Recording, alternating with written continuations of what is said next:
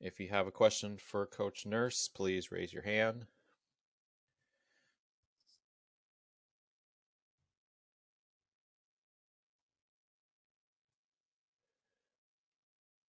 Hi, Ruben. Here we are. All right, Coach. I'm going to start things off with Doug Smith from the Toronto Star. Hey, Nick. When you're sort of watching those games develop and you got kids out there playing, you wish you could stop it and say, no, we got to do this. No, we got to do that. As the play's going on? Well, that's what timeouts are for, Doug. And we were, and trying in between as well to just change some things. And I don't know, did some okay things. Just a half step slow on a few of the coverages, just like we knew, and we just couldn't quite unfreeze ourselves to go complete them. Wasn't very happy with how the offense generated shots for a lot of that game. I mean, it's kind of a tale of the quarters. I think the second group did a pretty good job both times they were in. The first group was really struggling to get good shots. So maybe we'll look at, I don't know, just change for change's sake to see if we can build some different chemistry or something like that. There was some, second quarter was pretty good. We hung in there for a little while, and then it kind of got away from us. But that's kind of what in-game development is, right? Trying to get these guys to understand not to be a half a step slow or half a step behind. That's right. And again, it wasn't, we probably go in there at halftime and show them about 10 defensive clips, and there was 5 of them that were half step slow, and there were 5 that were done exactly right. Yeah. Right. There was some good ones, and we got them doing the things we wanted to do and taking tough shots and rebounding them and those kind of things. But, as you don't have much margin for error in a night like tonight, and you don't have much margin for error in general if you want to hit the floor. When we're into this, when we're really on it, you'll hear me talking a lot about the second unit being able to hold their own at both ends. You can't just go down and not get a good shot and give up an open shot, and not get a good shot and give up an open shot. And one of those things you usually can control. Like I say, we got to do the right things on defense and hold our own, generate the right shots. And the only way you get in trouble is you get in one of those runs where they don't go in. Right. Yep. All right, thanks, Nick. Appreciate it. Talk to you later on the week. Okay, thank you. Next question goes to Michael Grange from Sportsnet. Hey, Nick. Just kind of wondering, there's one moment there you had a timeout. The game's pretty much out of hand, and you're talking to Jalen and Malachi and the rest. And then are you kind of embracing this pure teaching phase that you're in right now? I know you're always, winning is pretty important to you, but yeah, this is something maybe kind of refreshing or different for you. Well, I just think that's the job, really, Michael. I don't think it's really anything. I'm just trying to give them some solutions out there, right, of what I'm seeing, and try to get them to get out of a rut of things they keep doing over and over and that isn't generating very good actions, and try to get them to change. And it's a good lesson, I think, for us as a staff and for them to understand. This team plays you pretty straight up.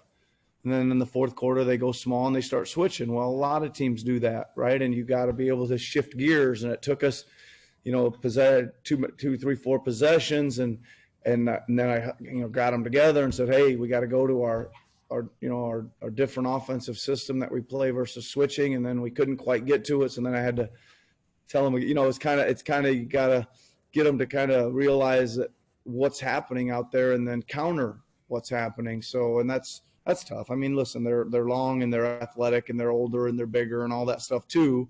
So even if they are doing some of the right things, their sheer athleticism and experience is going to make up for some of that. So just trying to get them to do the right things, Michael, all the time. That's it. But I mean, just in terms of your role, typically, you're grinding every possession, almost like it's very tactically driven, right? You're trying to, not that you're trying to not win games, but now it's more like, it seems to be, you're more about using each of these possessions as learning opportunities. Maybe I'm reading too much into it. I don't know. Well, maybe, but there's probably a lot more learning and teaching that needs to go on with younger players, Michael. Maybe that's what you're seeing a little bit. Usually the vets are, you tell them one time and they're going to make the shift or whatever, or they're going to make it on their own or whatever, and whatever.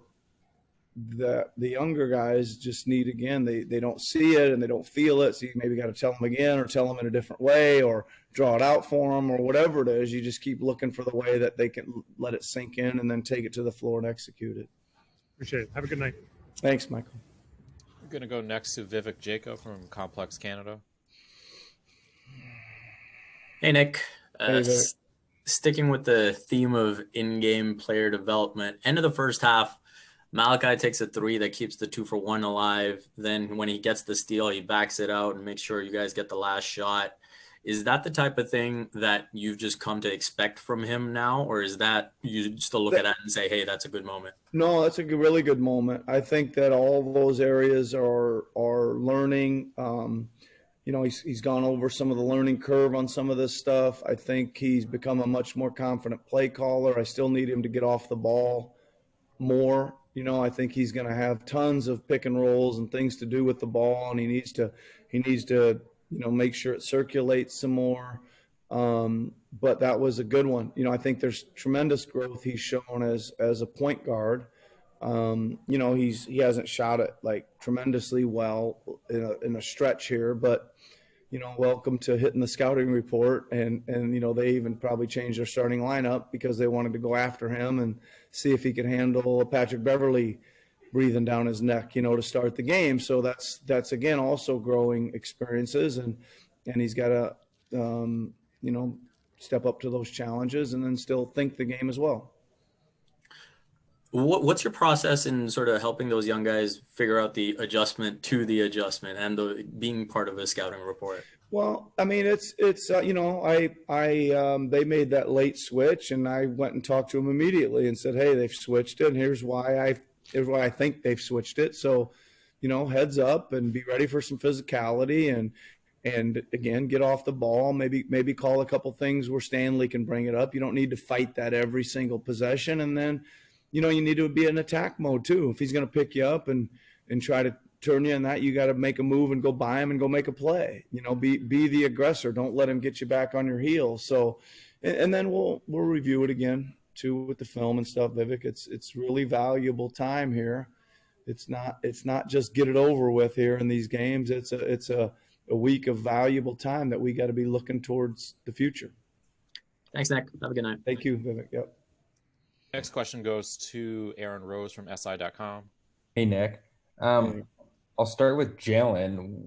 Is there more ball handling skills than maybe you had initially thought, or what do you think of his skills sort of? Well, he had 5 turnovers tonight, Aaron, so I don't think his ball handling was very good. That's a really big number in 25 minutes, right? So he got himself into some jams or he made some mistakes passing the ball. He's had some really good moments, Aaron. I think that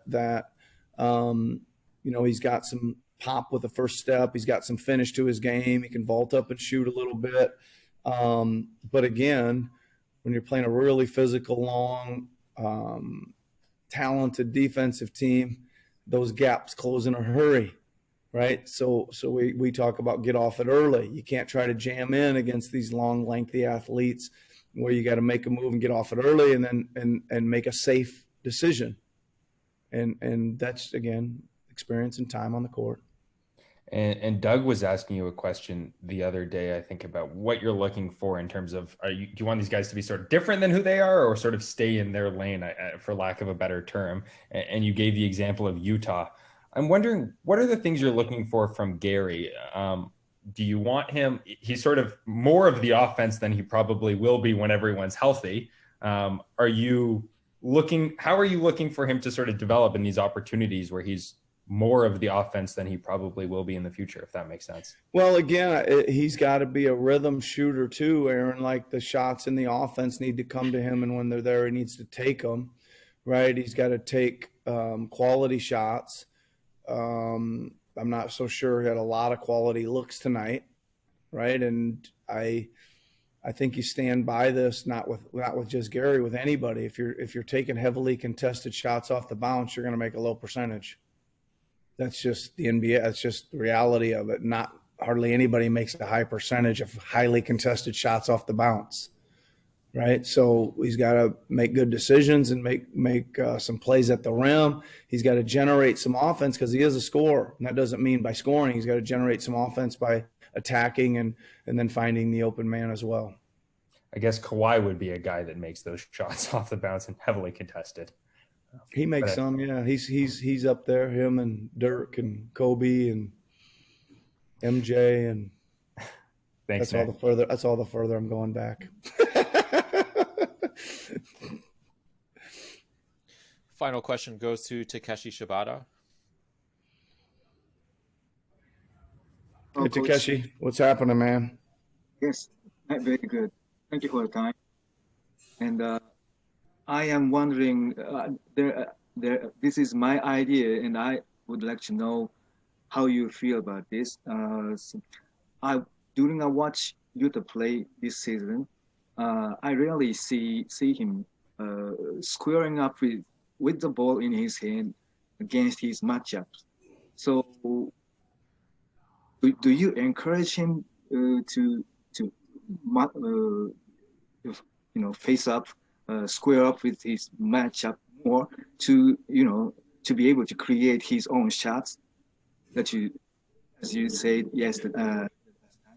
Yeah, no, I think Takeshi, one thing Utah does is what we call play off the catch. He's already into the move as the ball's coming to him, and that's why he's kind of by people and in the paint. And he was a good kick out passer. Now he's like we've talked about here for several weeks, they stay home a little bit more because he was finding a lot of kickouts. So it's kind of made him play against his matchup or one-on-one down the lane, but it's usually on the move. And I like that. As part of his game, he's one of the guys that does attack pretty aggressively. He's into the paint a lot. I'm not so sure that having him hold it is going to do anything other than let the rest of the defense get set a little bit more and get in their shell and have more help ready. He usually beats that help in there because he plays off the catch. So we're happy with the way he plays like that. Okay, thank you so much. Okay, you're welcome. All right, everybody. See you later. See you. Thank you, Coach. Couple days. Yep.